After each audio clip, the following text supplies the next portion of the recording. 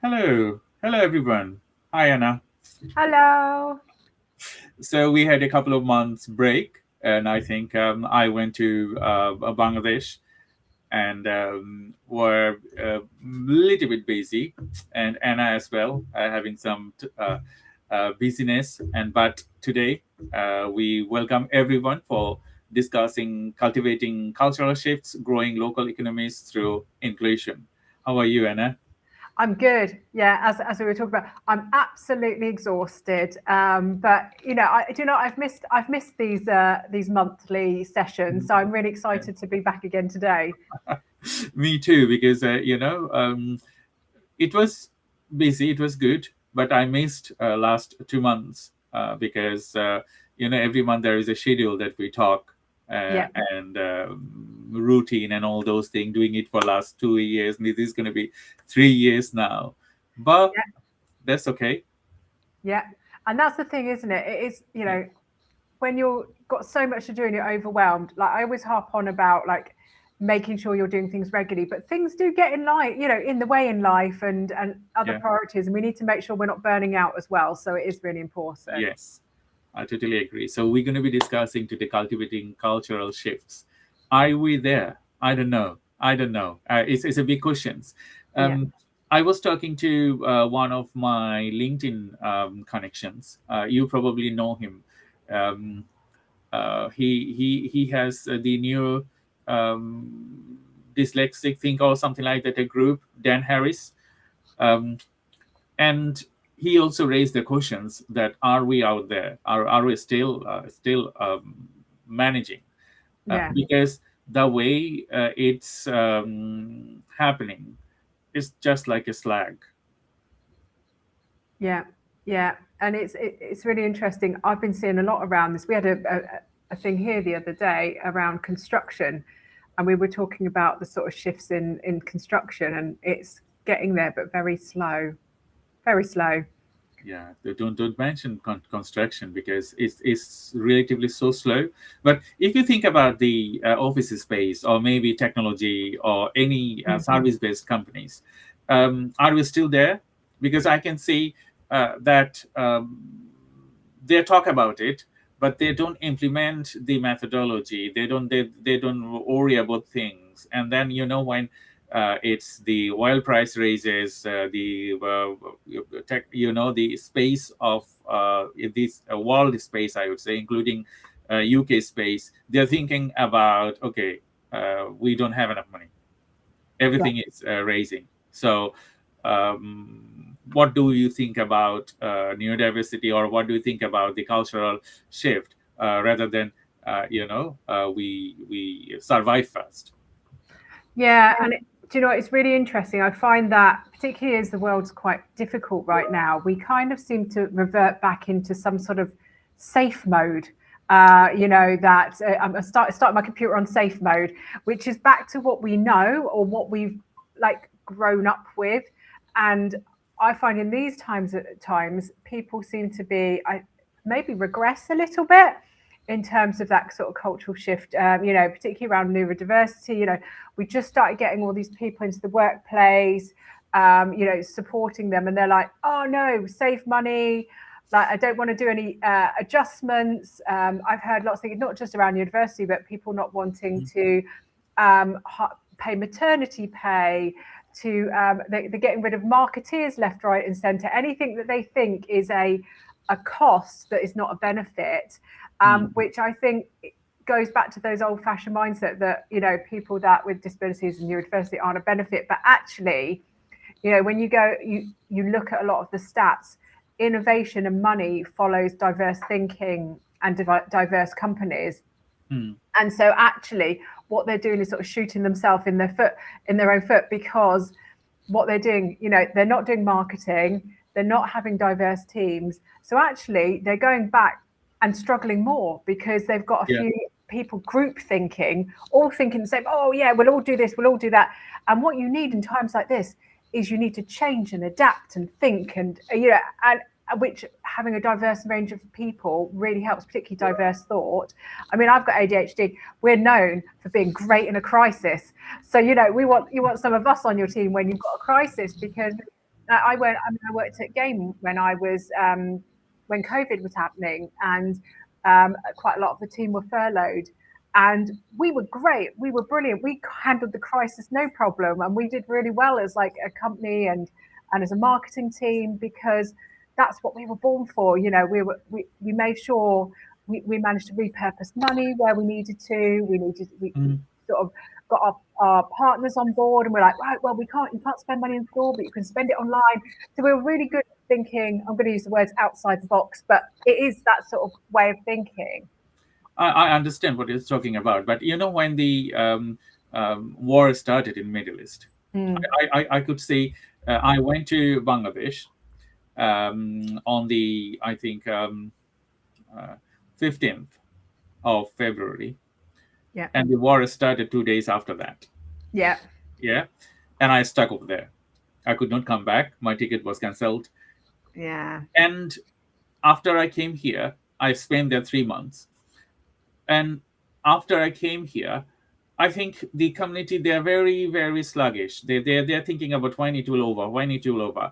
And when I look into the different type of companies and all those things, they are not talking about new diversity. They are not talking about culture shift. They are not talking about anything else. Everyone is talking about, okay, this is happened. Trump is doing this. Iran is doing that, and other countries related to those people, they are doing that, raising their voice and all those things.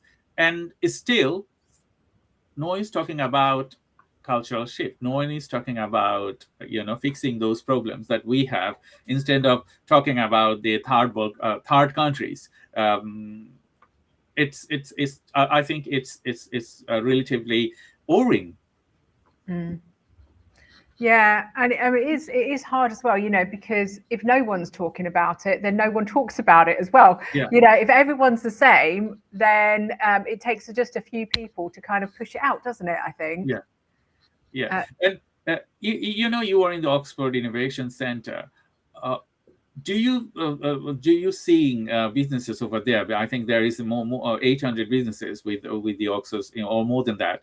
yeah. Um, uh, how do you see the as well? They are also quiet or calm. They are not talking about inclusion, or they are not talking about all those things. No, most of them are just sitting at their desk doing busy work a lot of the Mhm. time. Back to that, because it's quite difficult at the moment, like you said, with the war, and that's made things difficult. I mean, in England, it's been it's been hard for quite a few years since COVID. And I found more and more that people are it does seem calm actually, but it's Mhm. not. Inside their heads, it's really chaotic because what we tend to do, back to that safety thing, we go back to what we've always done, the busy work, tinkering with the websites, doing tasks that make us comfortable. And it seems like everyone's got everything together, but actually, when I speak to people, they're doing stuff that just makes them comfortable and calm, and not talking about the problems that they're having, and and like they're not hiring new teams, and they're just sort of getting on because it makes you feel comfortable. And if you're sat at your computer working, you're being busy and that feels productive, Mhm. but it makes it very hard when actually you need to be started thinking a bit differently. You need to go to events, you need to go and learn, you need to try and start moving yourself on. And it's really interesting how people do retreat back all the time. I understand what you just mentioned here, and previously, before the Middle East war, we could see a lot of events happening in relation to inclusion, council, and all those things, and they are on a shift now to I don't know, it's not out there, and as well as people. If you talk about the people and the government, they are thinking about now how they can more improve the country regarding war and all those things, rather than facilitating or employing more people to the culture. So the growing local economy through inclusion, that was a motivation. Previously we saw that every local council, every local government, they work through that. How if they have a gap, they are not thinking about that. How it will affect people like us? I don't know. This is the thing. It's really hard. You see a lot of these policies coming in. You don't know how they're going to affect us, and a lot of them are put in place to say, oh, we're going to make things better and more even. Not even just those sort of policies, but like, the send policies for kids at school and the other policies. All these policies, they will sound interesting, but actually, in reality, how I don't think they speak to enough real people to actually understand what's going on. And this is what always been my bugbear of the government, and a few of the meetings I've been to with some industry people. It's around the fact that they don't talk to, when they're talking about implementing electric vehicles, because oil and gas is obviously struggling at the moment. They don't always talk to like the DHLs that, who have a massive fleet that will need to turn them into electric vehicles. They don't seem to talk much to send parents when they're talking about send. They don't engage with the people that are really struggling. They may have some think tanks, but they seem to be a lot of paid people that don't really know what it's like to live with these things. And so in reality, none of these policies seem to actually work, which is frustrating. It's very frustrating because it's nice that people are paying attention and thinking something needs to happen, but it ends up being detrimental. And I'm really worried about the send policy at the moment, because that seems to be taking away the power from the parents to the schools. And the schools these days are businesses. They are academies and they are businesses. And I don't think you should be putting children's lives into the hands of businesses. It should be either state control or parent control, because someone making money might not necessarily put people's best interests at heart. And I guess that's the problem overall as well. Back to that, not these sort of shifts at the moment, is that it's sometimes money before people. That doesn't always Yeah, work. I think we talk about the inclusion. We're going to raise and solve that problem, because you probably know the prime minister is changing. Yeah. So we have 7 prime minister in 10 years. Okay, and if you don't have a steady government, raising your voice will not be heard, will not be resolved. The people are thinking about, okay, change that prime minister, or change this, change that. So they are working on the top levels. They are not steady, and all of our voices are under beneath of the thing of past. Yeah, and if there isn't any steady global atmosphere or local national atmosphere, your voice will never be heard, because people don't think about, okay, we have a big problem to solve. Why are you talking about inclusion? Why are you talking about disability? Or why are you talking about all those things? So I think we need a shift for that, because without you might have a new prime minister, you might have a war in the world, but as a people, we are suffering. And I think that's the thing. It's a bit like when you work in a company and they keep changing managers, and then you're like, oh, here we go, we've got to start, I've got to explain everything to the new manager, and we've got to start again, and they'll work differently, and everything you've done before has just disappeared. It's that very similar thing, because everyone comes in, whether it's a manager or it's a prime minister, with their own agenda. They have the things they want to do, and they want to make their mark. And so, like you said, sort of everything just sort of disappears from the past, and then we start again. And there doesn't seem to be. This is what a lot of people need, is a continuity.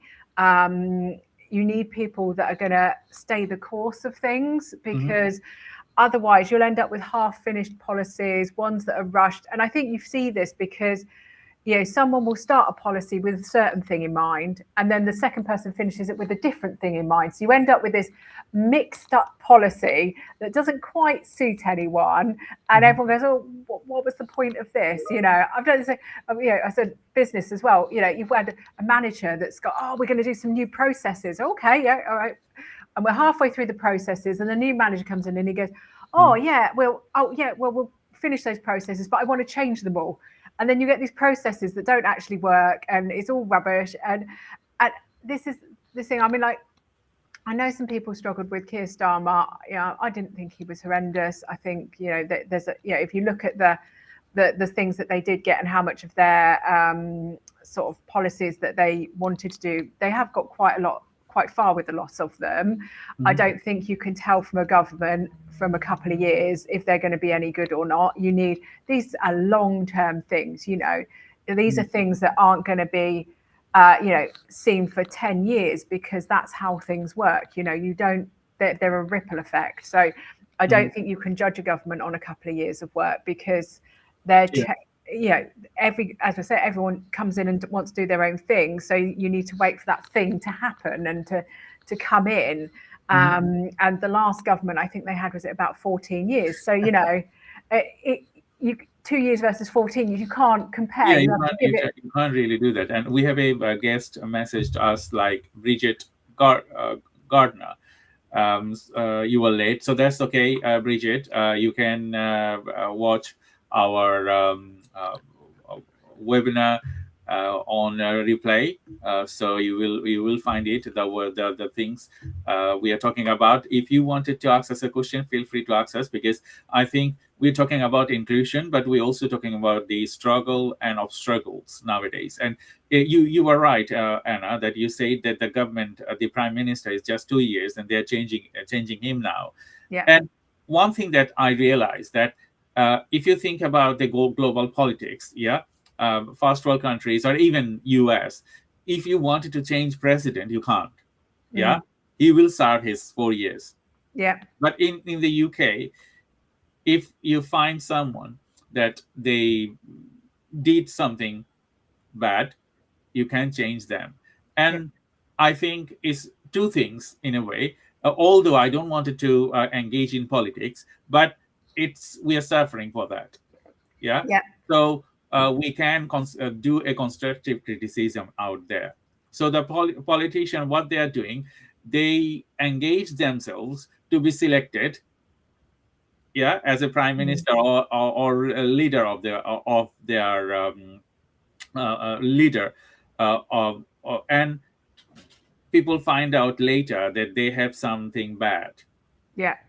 Okay, so I think in that aspects, political leaders, they shouldn't do something bad to become a leader. Otherwise, we cannot get a stable country, because people will find out. Anyway. You see it in football teams, those ones that keep changing their managers, they've become destabilized, and that's just on a small scale. We do need stability. I mean, a part of me thinks, you have to think about these politicians. They are human, and to be honest with you, having read what they've said about Keir in the press, I don't know if I'd have been able to stick it out, because it's been quite horrific, a lot of the stuff, and relentless. And as a human being, would I want to stick around when it's that relentless? Should a politician put up with that? I don't know, because we are human beings, and there needs to be some human decency. We see terrible outcomes from politicians. There's been a couple been murdered in the past. So it isn't a fabulous job, to be honest with you. So I mean, I never want to be prime minister. It just sounds awful. It sounds absolutely awful. So if someone, you see it with people that aren't prime minister, they just get even people getting trolled online and constant. It wears away at your mental health, and these people have families and they have kids, and so part of me thinks, well, actually, he is a human, and I don't think I would want to be able to be constantly bombarded. You can't get away from it. And it started almost immediately, and he hadn't even been in power for it was weeks, and he hadn't done anything. It was like, come on, give the guy a chance, you know. So it's been pretty relentless. And I'm not Mhm. saying he's perfect. He's definitely not. But, you know, we don't really know how well he's done yet because it's only a couple of years. So it's one of those. And then, you know, what happens is, you know, in 2 years' time, if we have a different government in, then we start all over again. We've got a new prime minister will have to be now. So, and then we'll have another 2 years. So it's every like 2 years. That is not Yeah. stable. No. That is chaos. And you know, people should be given a chance to see what they can actually do. Mhm. You know, you'd hate it if you went into a job, and I've done it before. After 3 weeks, they're like, "Right, have you made us £1 million yet?" And I'm like, "I barely know the systems," you know. And I mean, imagine what that's like. People literally starting having a go at you, and there are people like that in business that do that.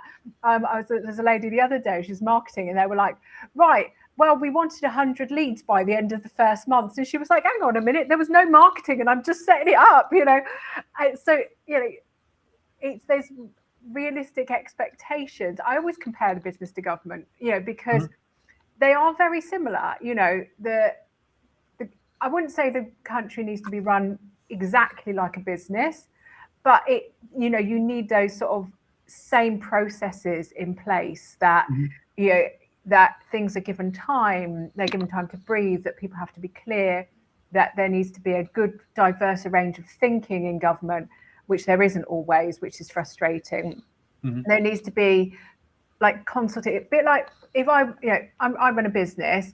If I want to know what maybe products or services, what I need to do, I will consult my audience because they are the people that I will affect. And I Mhm. bang on about this, customer interviews, this, that, and the other. So from that point of view, a government should be very much the same, you know, Mhm. listening to the people that they are looking after. But I'm not saying that everyone's going to get their way. What's that film? Is it Bruce Almighty, where he's God, and basically he says yes to everyone's prayers, and then it doesn't work because everyone can't get their prayers because it's impossible for everyone to get their way. There's this Mhm.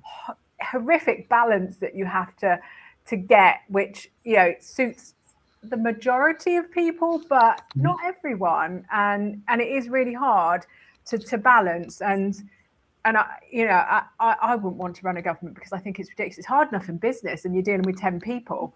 Imagine Mhm. dealing with 60 or how many million people we've got in our country now. You know, trying to Yeah. balance what they all want, it's impossible because No, you can't.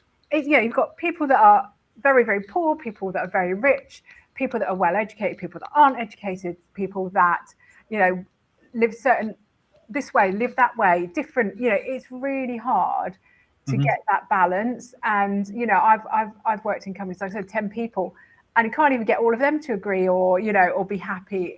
It's hard. So, Mhm. but at the same time, we've got to. I mean, I'm very much into looking after the obviously run neurodiverse business club with you. I'm very much into making sure that our members that are struggling of the country are getting as much equity as possible because Mhm. everyone should start on an equal place. And I do think there needs to make sure that from disabilities, neurodivergent, even, you know, I'm from council estate working class background from when I grew up, you know, poverty type place. You know, people need to be equalised so that we all have a first footing on things. But you Mhm. know, how that's done is very difficult. I know, you know, it is hard. Yeah, I totally agree what you said because you know, rich people, they don't need to think about their different things. Like if it's education, they can go for private educations. If they need a specific job aid or whatever, they can aid by themselves. But when it's come to lower class people, lower class means poor people or middle class people, then uh, they struggle. Yeah, Yeah, because I cannot aid myself without the support of the government. Yeah, uh, and that is crucial for me to get little bit support. And there is also this you know, changes in the government, changes in the legislation, and who going to look after what. So you talk to someone, and on the other day he is not there. yeah, Yeah, so you need to start it again. Yeah. Yeah. And yeah, please. I would just say also, one thing that I've noticed as well is that because we've got a brilliant MP, he's a Labour MP called Tom Hayes in Bournemouth, and he's amazing. He's had SEN consultations, but the problem is they're not even their MPs don't seem to be being involved as well, just as well as us, which makes that more frustrating. Yeah, because and that's the problem, because if you are not listened, if you are not listened, and then how can you solve problems? Yeah. So you are suffering, and in the way, and it's not bad for that people and the community as well, because when your problem is not solved, you will have mental health problem, and then you will off from work, and then what will happen? And that then the society, the community, and the culture and the economy, everything will suffer. So how we can make it progressive for either a person like me or you, or someone, they are working and they're not getting enough help. How can we make it progressive for those people? Like, okay, yes, I know you have a problem, but you can hold on something and then maybe do something. How can we make it progressive for people? Do you know what? It's funny because I was having a conversation similar to this the other day, Mhm. because there are laws in place to help us, Yeah. but they are very hard. It's hard to prove if Yes. things go wrong. Yeah, I spoke to someone the other day, and she's absolutely convinced that that she didn't get a role because she was pregnant. And there's a couple of others I've spoken to in the past sort of year that definitely because they had children, because one of the questions during the interview was, hey, you have children, but how do they prove that they did not get that job because they were pregnant or they had a child?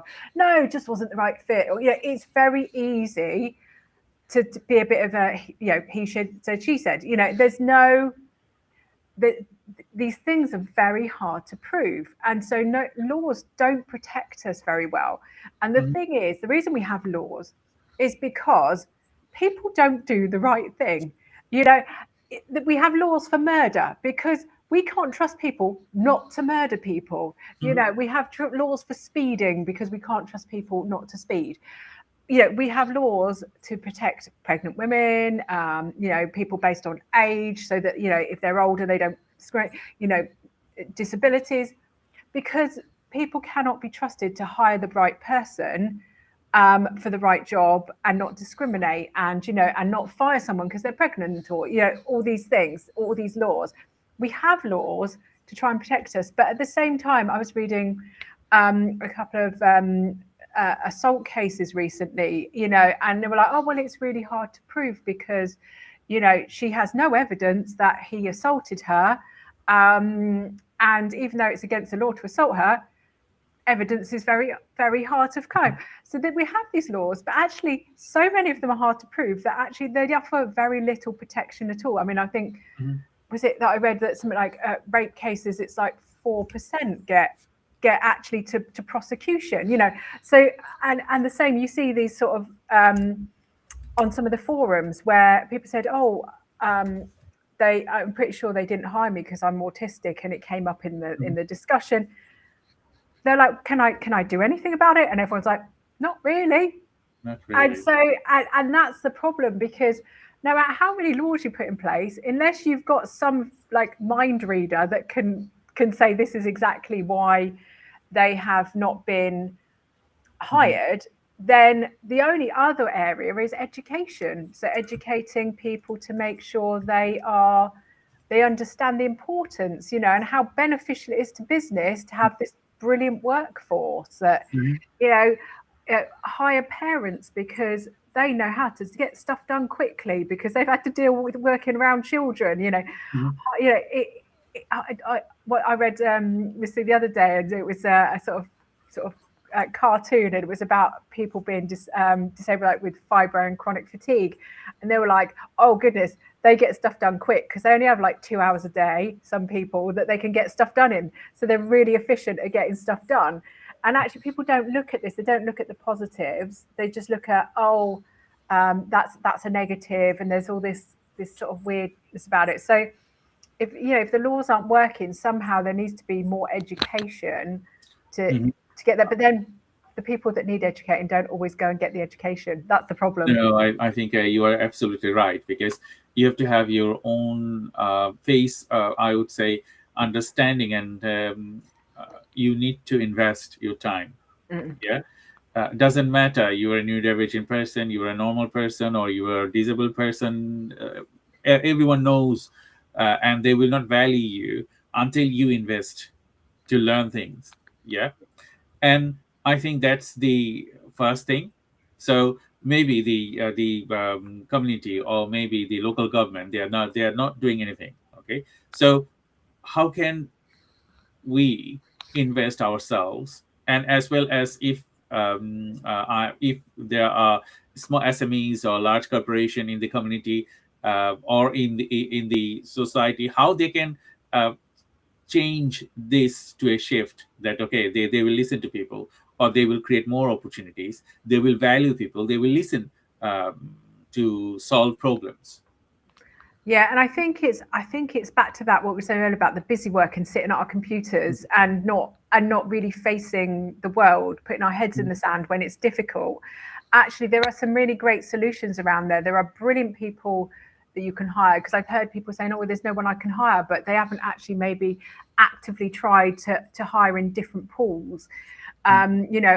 I was reading the other day about how many NEETs there are, not in education and employment. There are huge numbers of these sort of young adults coming in that don't have work, that are probably absolutely amazing, but we Mhm. don't consider people. And actually thinking about the problems that are people having, back to that sort of diverse thinking, there's so many stats around diverse thinking companies are more profitable. If you're struggling and sitting at your desk, taking some time to look at how you could maybe manage your team better, get a bit of a more diverse team in. Even if you're not hiring them, form a community of different business owners where you can share ideas with each other and Mhm. include each other. If you're not in a position to hire, that's what I do. We have all different ideas. Like me and you, Dr. Sharp, we run this together. We are, you're autistic, I'm ADHD. We've got different perspectives on the world, and it's nice to sort of talk to people and get out there. And this is why I think it's so important to get out there, because, like, when I go to networking events, like, I meet other people with ADHD, I meet people with different disabilities, and I learn so much. I only have certain disabilities. I don't have dyslexia, I don't have autism, although I have an autistic son. I am not physically disabled. So I love to go out and meet people and find out what they need, what's good about them. I read.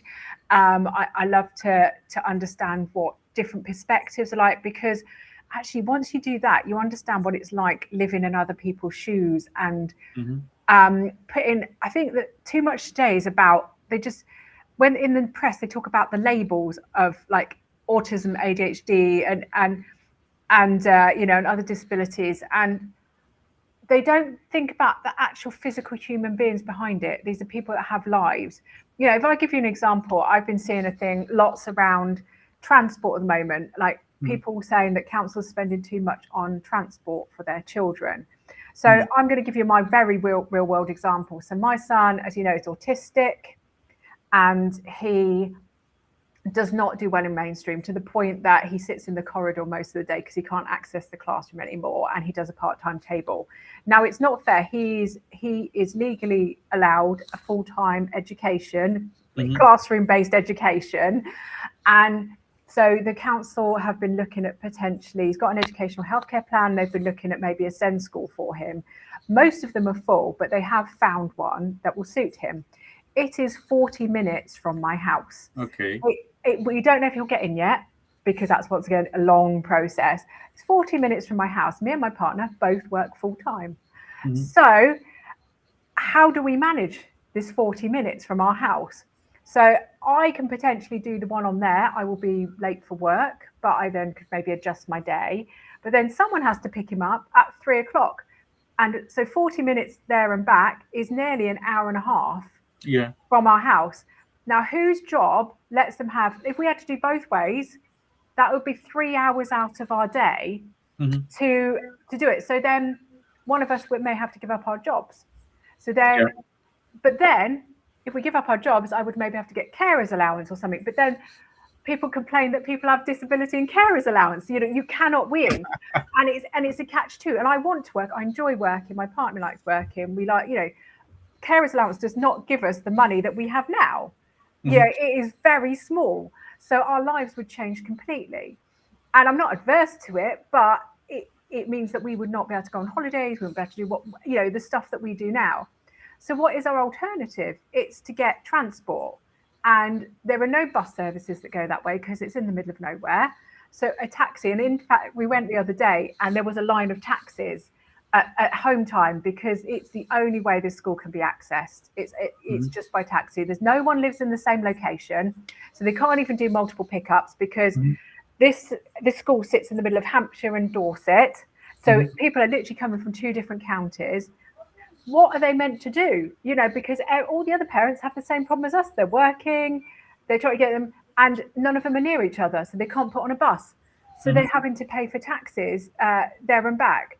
And the thing is, there's not enough schools locally. So, you know, Hmm. our council looked at the local ones and then a bit further. And then literally we're out of catchment. They're out of our area. They're technically in Hampshire. So what are people meant to do? But people don't see the stories Yeah. behind the lives. They go, oh yeah, well you're just getting free. Yeah, if we did get free taxes, I don't know if we would, but if we got free taxes, oh, you're just getting free taxes. But how else does it work? How else is this meant to work? You know, it's and this is the thing. When you go out and talk to people, you learn so much. And actually, you know, even if you don't want to do sort of some education, I mean, I did a level 2 in understanding autism because I wanted to get a bit Hmm. deeper into it. But just go and talk to people, talk to us, you know, and you find out what it's like. I totally understand what you're saying, Anna.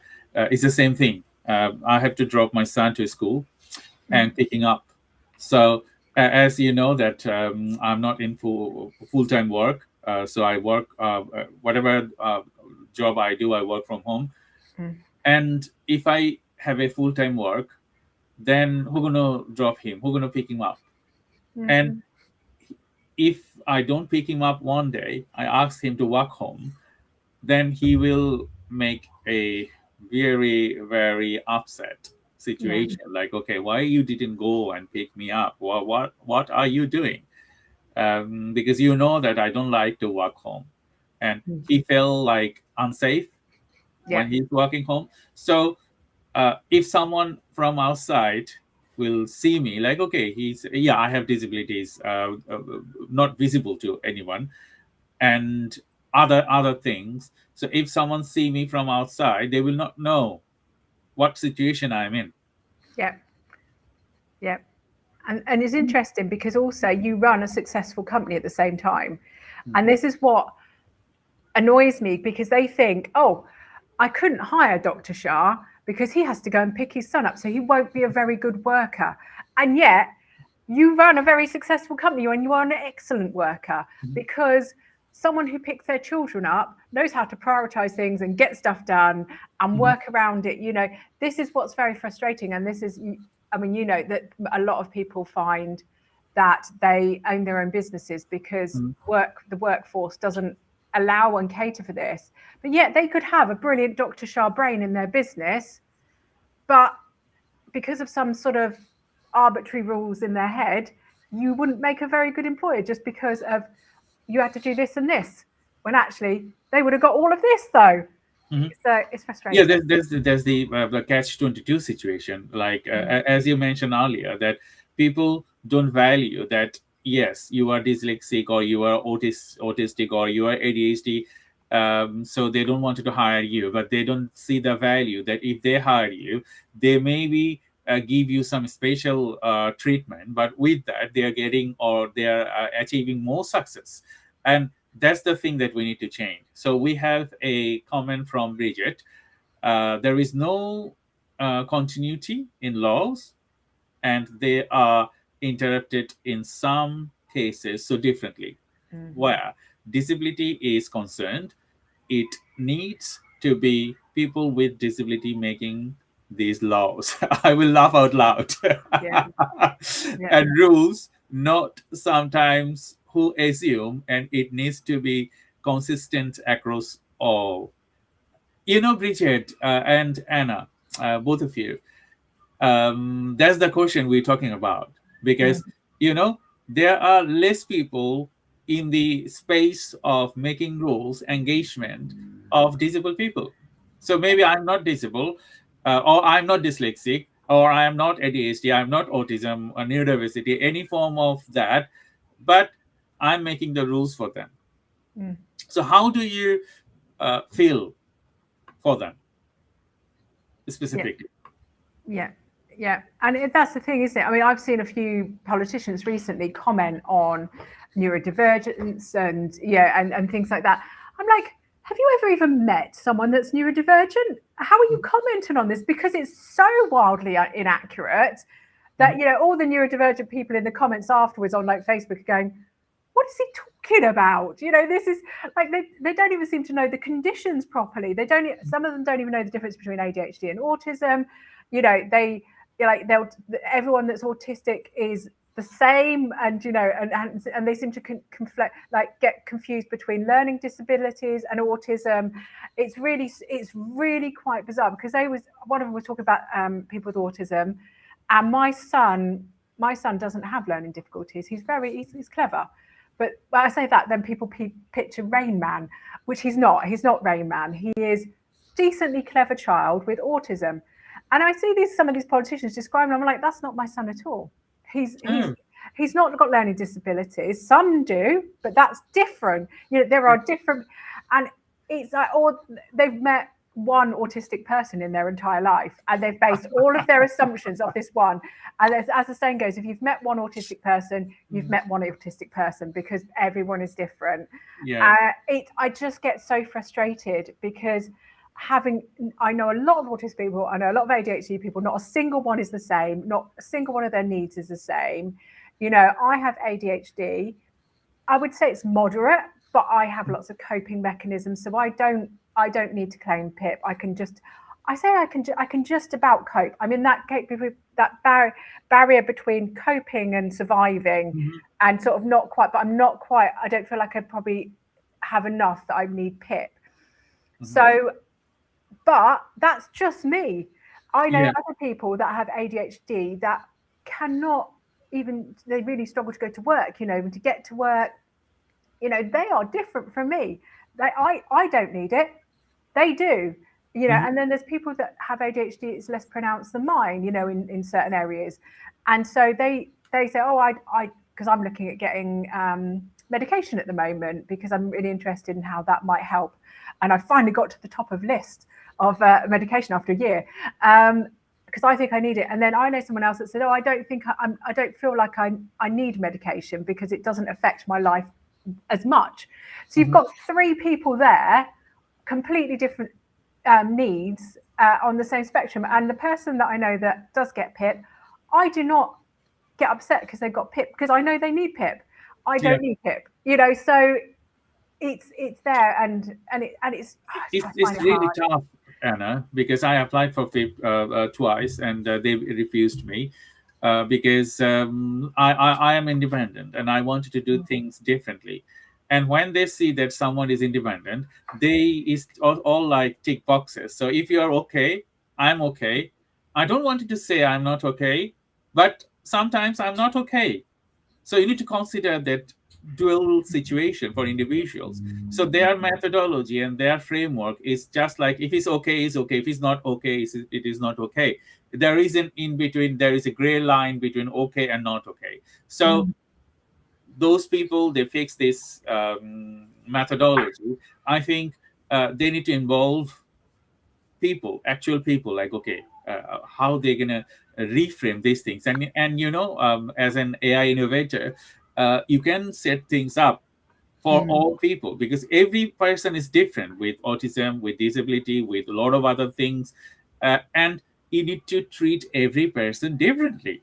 And Yeah, you can do that with your change of methodology and embracing AI, assessing individual needs, and make it happen for everyone. So that's the way forward. I think Bridget is also written here another thing.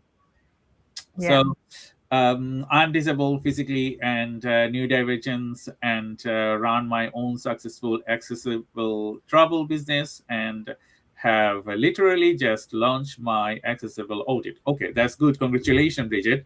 Consulting and disability awareness training for all public facing business, because I was totally. Uh, I understand, Bridget. That's why we talk about, because Yeah.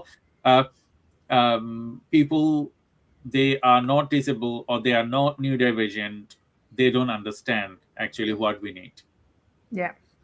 Yeah, and it's interesting because you said there you're written off. I'm just reading the full, totally written off after a very successful career in theatre and anaesthetics after having a stroke. Do you know this? You hear this so much, particularly like people that have a track record of being amazing. And I worked for a business, and I earned them since I was in place. I'm not being big-headed. It just, factually, I earned them a lot of money. I turned one of their teams around. We saved about 200 grand a year in spend, and made lots more. And the moment I mentioned that I had fibro and I was just struggling a little bit because I'd overworked basically, I basically stopped. I got stopped invited to meetings. I was sidelined for projects, and it was almost instant. And I hadn't changed. My performance was still the same. I just needed a little bit of slack in terms of like time to be able to do stuff. And I trained my team up, so my team were really amazing at doing stuff. So there was a flexibility there. But yeah, I didn't even get invited to really important meetings, and they started going, "Oh, Mhm. we're working around other people's diaries." I'm like, "Well, why aren't you working around my diary? This is a project Yeah, that should be mine," and because it was my area of expertise, and it was it. So I totally get you, Bridget, because this is the mad thing. This is just the yeah, really frustrating thing, that they're throwing money out the window because you have successful, great people, and you're going, oh, just because it's one small thing, or well, it's not small, but one thing, one aspect of them, I don't want them anymore. I don't want all this greatness because of this aspect. I'm just going to chuck the whole thing in the bin. And I don't get that mentality, because if people have a proven track record of being brilliant, what and we as humans have invested ourselves in the businesses that we work in. We have put ourselves, a lot of us put a lot of ourselves into it. And then when it comes back to getting something back, you don't really get anything. I totally understand, and it's a challenge, I would say. So Rahan said, "What is the biggest challenge to creating an inclusive culture?" I think is the stability, is the openness. I think so, Yeah. because if you're not open, you cannot create cultural change, and that's not possible. Doesn't matter you are a neurodivergent person or you are non-neurodivergent person, you are not disabled person. It doesn't make any difference if you're not open, because I have seen that there are many people in neurodivergent community, disabled community, even though they are neurodivergent or disabled, they are not open for other people. They say that, okay, oh, you got these benefits. Oh, why I'm not getting that? Yeah. Yeah. That's not the thing. Yeah. You have to be That open. Yeah, and it's because that's the thing. People say, like you back to what you were saying about earlier about empathy for other Mhm. people. Sometimes you don't have to have gone through it yourself. You just have to have empathy and listen and Mhm. hear people's stories and understand them, and make time for it. It's that listening side of things, because you're right. I've seen people like, so that person's in a disabled space, but they don't look disabled. I'm disabled, and you see so stories of it, but there's different. Everything is different, and if someone, I saw this one, someone had videoed a woman. She had got out of her wheelchair and she stood up and she was putting it in her car. And so they were making out like this was a bad thing. And I was like, yes, No. there's such a thing as an ambulatory wheelchair user Yeah. who can stand up for a short period of time and to fold up the thing. Although she was struggling to get it in, bless her, because she clearly wasn't very strong. And actually, people don't know that. They think wheelchair user. This is the thing, lack of Yeah, education. yeah, yeah. I can give my own example, because I was using a stick. Yeah. Yeah. And my left side is weak. I don't listen to I'm deaf, and I see blur vision. I cannot walk long distance. So I have to give up my stick due to people push me from back. People don't see that, okay, it's a seen disability. And when they see that I'm with a stick, they think that, okay, he's just making it up. And I'm on a disabled space, I have a disabled badge, but they think, okay, how come he gets a disabled badge? You know, that you can see their eyes, you can see their mood, you can see all those things. Yeah. And then I said, okay, what can I do? What can I do? All disability can be visible. You can't Yeah. see all disabilities. And another thing as well, uh, we also, as I said earlier, that we also need to see that open eyes, empathy for people. And another thing I also have seen that some disabled people, they're making their life worst. Okay, like you said, you need to go outside, you need to talk to people, you need to do this, you need to do that. Otherwise, you're going to be on a cocoon, suffering and not getting any help or not getting your situation improved. So I think we got a lot of questions out there, and we are nearly end of our session. So do you want to answer that? What advice would you give employees hiring neurodivergent professional for first time? I think it goes back to what we were just talking about. Talk to people. If you've got a neurodivergent employee that you want to hire, talk to that employee. Because this is the thing, I've seen people go out and go, oh, I've got a neurodivergent employee. How should I treat them? Ask them. Ask them. This is the most important thing. Back to individual needs. Everyone is very different. So if someone said to me, how should I treat a neurodivergent employee? I can tell you how you should treat me, but I couldn't tell you how you should treat Dr. Shah because he's got different needs to me. And so the main thing is back to your openness, conversation, openness. What can I do? What would make this place work well for you? How could I help you? What is best for you? Those are really simple. It's a simple conversation to have. And if you're, and people that are disabled, neurodivergent will have maybe a bit of hesitance because they think that you might use it against them. So you have to make sure that they understand it's a safe space and this is for their benefit. And then listen to them and do what they've asked if you can. That's basically it. I think that's the crux of it. It's not as complex as we think it needs to be. Yeah, I totally agree with you, Anna, because there are boundaries, there are situations, there are a lot of other things. But I think if we individually think about people, if we individually think about ourselves, if we think individually to have an open discussion about neurodiversity, inclusion, and all those things within our workplace, with family and culture, community, then we can solve this out. Otherwise, no, we can't now solve this out. And I have seen that, okay, I am neurodivergent and I'm having a mental breakdown, but I also have a family. So you need to think about that as well, because if you have a mental breakdown, yes, I understand that you are having a mental breakdown, but you need to get out with your comfort zone, yeah, to solve problems. Otherwise, you think, Anna, that you have a son, autistic son, I have autistic son. If I have a mental breakdown, or you have a mental breakdown, we might have, we are human,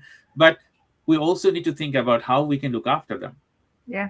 If you let it go, like, okay, I cannot do anything and everything will be done by someone else, no one's going to come and help you to do that. No. And interestingly, back on that point, this is what annoys me about PIP as well, is that, and this getting back to work, because you're judged on like how much you can do work. And back to the PIP, like I work full time, I run a business, and on that, they would probably say, if I applied, oh, you don't need it because you work. What they don't see is that when I get home in the evenings and at weekends, I'm too exhausted to do anything else. I don't do as much because I am so exhausted because I have worked and I have burnt myself out, and it's incredibly hard. And also I have an autistic son who doesn't sleep. So, and this is what really annoys me when they're saying about getting people into work. You might get them into work, but if we try and push people like full time or above their ability, they may work, but they will have no life at all, which is frustrating. And back to your, if you've got children, then people complain that you're not spending time with your children, but you've burnt yourself out working. So then you can't, you can't spend time with your children and enjoy that time because there's always this thing about disabled people aren't allowed to enjoy themselves. No, Mhm. you must suffer if you are disabled. That is, if you're getting any money from the government, you must look like you're suffering because Yeah. anyone having fun or going on holiday is a big no-no, which is my absolute bugbear. I really hate that. Yeah, so we are nearly end of our session, Anna, and I wanted to thank you everyone there who has asked questions, and we could not answer all of your questions, but thank you everyone for joining today's live webinar, and we're going to be bringing you another webinar next month. Or next month is the holiday time, so we Oh might yeah, not come with a webinar, but we will see if we can come and talk to you about disability and all those things. But please help your family, help your community, help your employees or employer or whatever. You have to be open when you talk, and you also need to think about those things that okay, you are disabled, and if you are three-person family and three of you are disabled, then you need to also think about the other person, how they feel. Okay, yeah. how you can support them. Either maybe you are having a hard time, you also need to see how they are coping. Are they having a hard time as well? So compromise is the I would say is the main thing, and looking after each other is the main thing. Rana, you wanted to say anything to the audience? No, I mean, I think the main theme of this is just treating everyone individually and Mhm. also talking to getting out there and talking to them, which is great. It's summer coming. So if you're a little bit less busy over Mhm. the summer, good time to go and chat to people and go online and find out more about different communities because it's so worth doing.